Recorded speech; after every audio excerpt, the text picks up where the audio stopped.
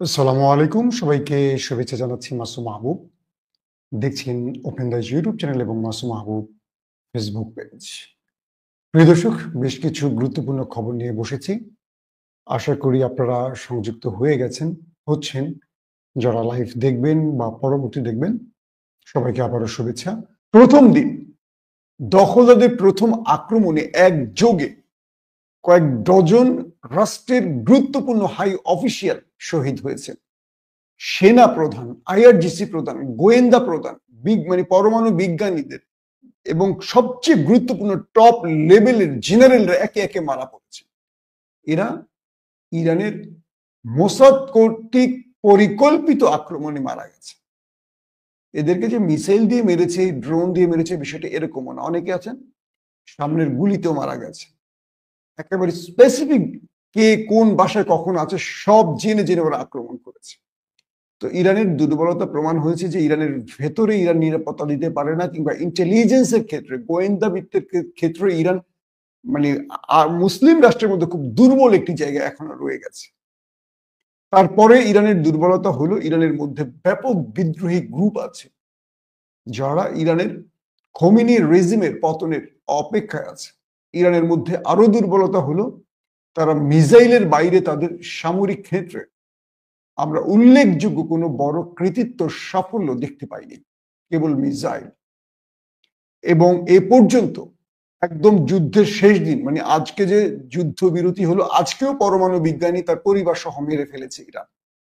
Iran তার গুরুত্বপূর্ণ ব্যক্তিদের নিরাপত্তা দিতে পারেনি, এখনো পারছে না, যে কারণে আয়াতুল্লাহ আলী খামিনিকে অনেকটা গোপনে, খুব বিশ্বস্ত 2-4 জনকে জানিয়ে চলে যেতে হয়েছে একটি গোপন জায়গায়।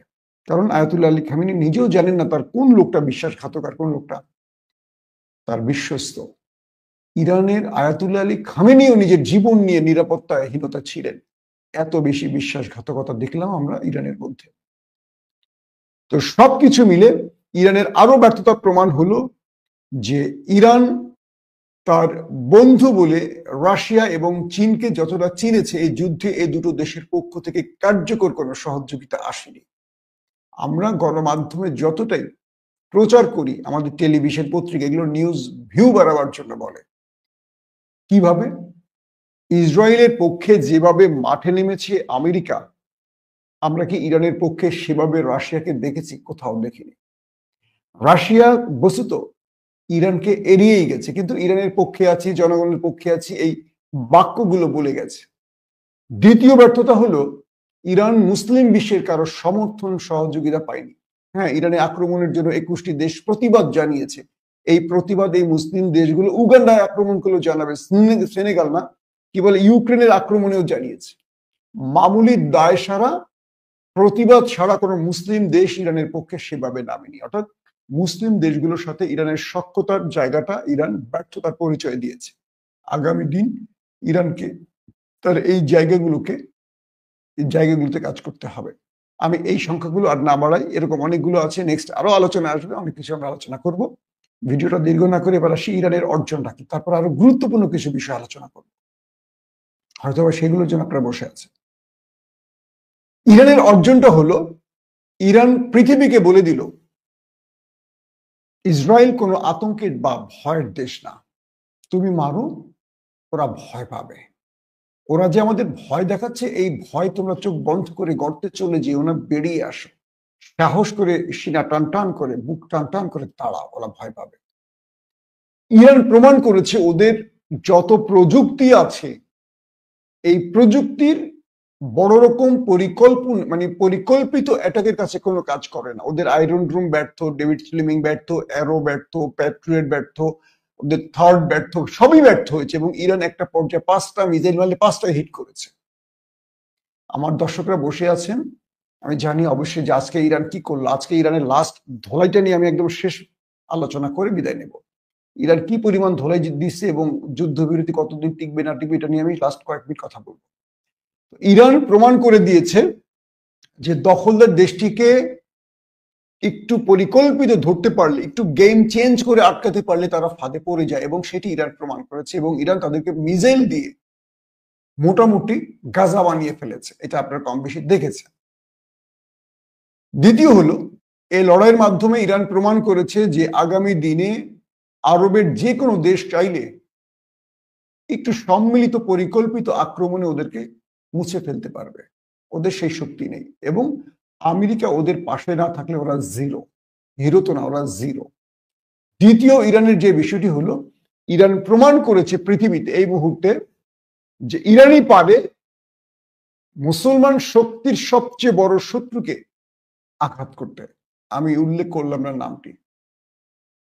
তৃতীয়, আমেরিকা এবং দখলদার দুটো দেশের সঙ্গে একা লড়াই করার যে সক্ষমতা, সাহস ইরান সেটা পৃথিবীকে দেখিয়েছে। এখন থেকে ইরানের বিরুদ্ধে বিশ্ব শক্তি যে কেউ আঘাত করতে গেলে চিন্তা করতে হবে যে এরা ভয় পায় না, এরা ভয় পাওয়ার জাতি না, এরা পিছু হটার জাতি না।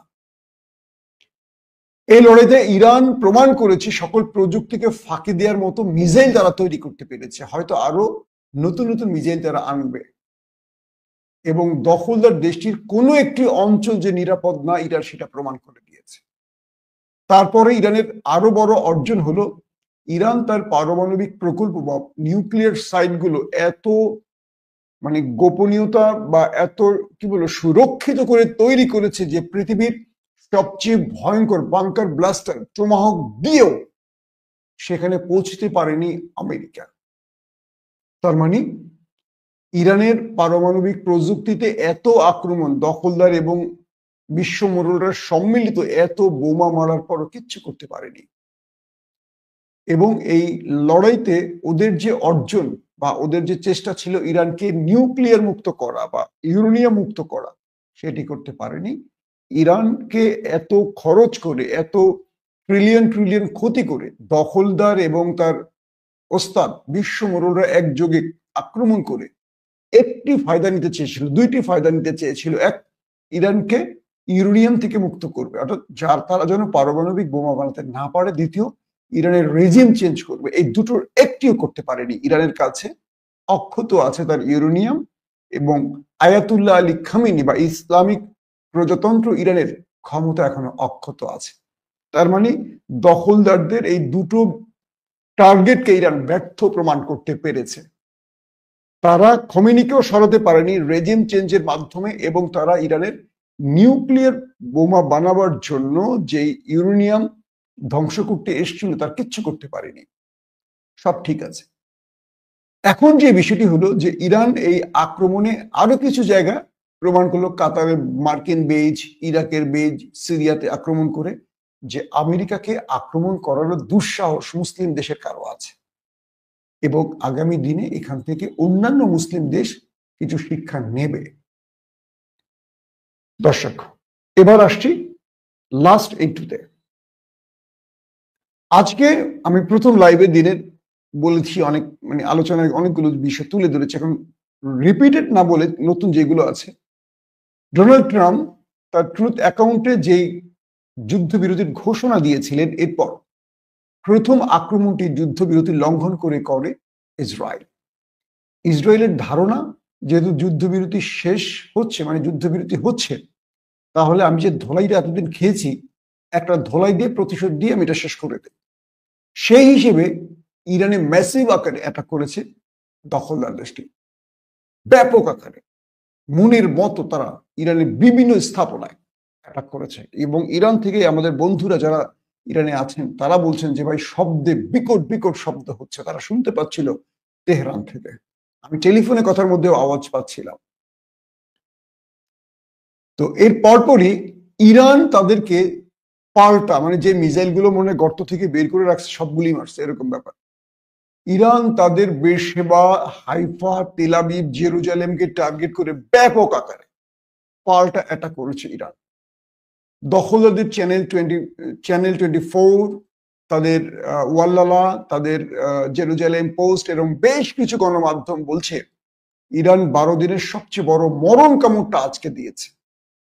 এবং যে ফুটেজগুলো আমরা বিভিন্ন লিক লাইন থেকে পেয়েছি, গোপন ভাবে ভাইরাল হওয়া জায়গা থেকে দেখেছি যে হিউজ নিরাপত্তা বাহিনী ভবনের ভেতর থেকে মরদেহ উদ্ধার করছে। যদিও সংখ্যাটা তারা 4 জন, 10 জন, 15 জন এইভাবে বলে, সংখ্যাটা অনেক। এবং যে পরিমাণ আক্রমণ ইরান করেছে একদম প্রতিশোধ মেটাবার জন্য, দেখার মতো, এবং ইরান ব্যাপক আক্রমণ করে তাদের বেশ কয়েকটা অঞ্চলকে গাজা বানিয়ে ফেলেছে। এটা গেল আজকের লাস্ট আপডেট। এরপর যে বিষয়টি ঘটেছে সেটি হলো, ইসরায়েলের প্রতিরক্ষা মন্ত্রী বলেছেন তার সেনাবাহিনীকে প্রস্তুতি নিতে আবারও আক্রমণ করবে। জানি না এই রাত পুরাবার আগে আবার আক্রমণ হয় কিনা, কারণ দখলদারদের এই আচরণটি সবসময় আছে। কারণ নেতানিয়াহু তার জাতিকে মুখ দেখাতে পারছেন না, বা তার জাতিকে বিজয়ের গল্প শোনাতে পারছেন না। তিনি যতক্ষণ জাতিকে বিজয়ের গল্প না শোনাতে পারবেন ততক্ষণ তিনি আক্রমণ বন্ধ করবেন না। কারণ হলো, তাকে বাঁচতে হবে অথবা মারতে হবে। তিনি যদি ইরানকে দিয়ে আরো 5 দিন টিকে থাকতে পারবেন, নতুবা তার বিচার শুরু হবে। তিনি ফেসে যাবেন, তার জীবনের রাজনীতির ক্যারিয়ার এখানে ব্রেক দিতে যাচ্ছে। তার বিরুদ্ধে প্রচুর মামলা আছে এবং সেগুলো মোটামুটি প্রমাণের কাছে। তো এই মুহূর্তে নেতানিয়াহুকে একটি ফেস সেভিং মুভমেন্ট প্রয়োজন, কারণ ইরান আজকে লাস্ট আক্রমণটা ইরান করেছে। লাস্ট আক্রমণের পর তারা আর কিছু করতে পারেনি। একে অপরের বিরুদ্ধে অভিযোগ তুলেছে, যুদ্ধবিরতি অমুক লঙ্ঘন করছে, তমুক লঙ্ঘন করছে, এটা তারা করে গেছে। ইরান বলেছে যদি দখলদাররা আর আক্রমণ না করে আমরা ব্রেক দিলাম, কিন্তু দখলদাররা যদি আমাদের উপর এবার আক্রমণ করে তাদের খবর আছে। এখন আসলে করণীয়টা কি দুই দেশের? এই যুদ্ধবিরতিটা ইরানের জন্য প্রয়োজন ছিল। যুদ্ধবিরতিটা নিয়ে আমি কিন্তু আগে বলেছি, যুদ্ধবিরতির প্রস্তাবটা ইসরায়েল প্রথম দিয়েছে ডোনাল্ড ট্রাম্পকে, যে দাদা প্রচুর ধোলাই খাসি, টিকে থাকতে পারছি না, আমার সিস্টেমগুলো অকেজ হয়ে গেছে, এখন ইরানের কোনো মিসাইল আর ইন্টারসেপ্ট করতে পারি না, সেভাবে একটা বাঁচার রাস্তা করে দাও।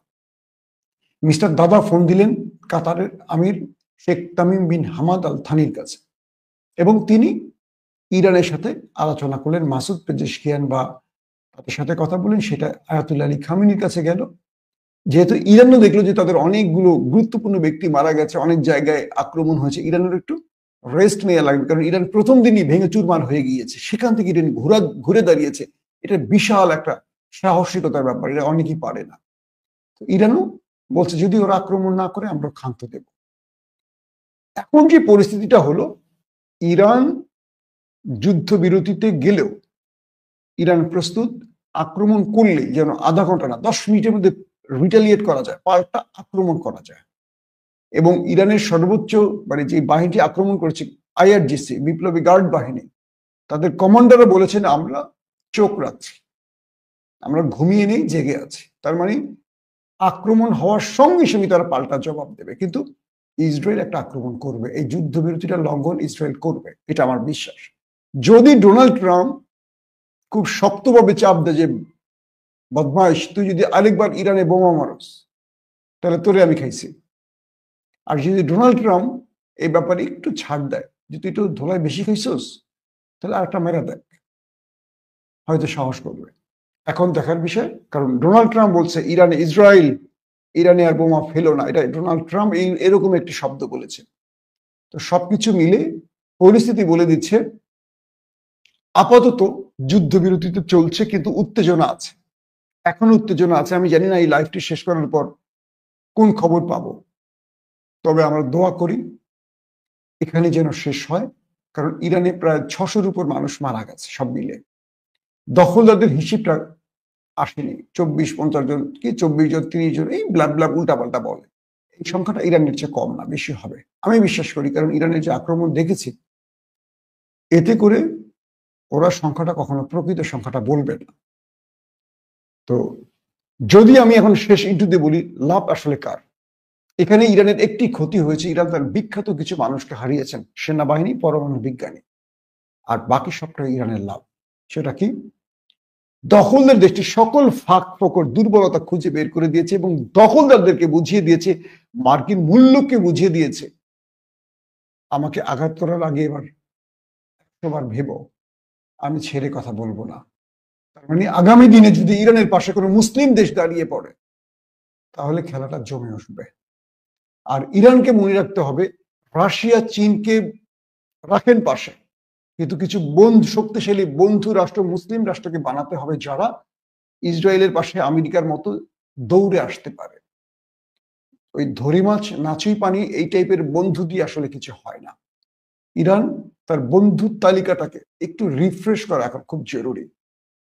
প্রত্যেকে ভালো থাকবেন। আল্লাহ হাফেজ।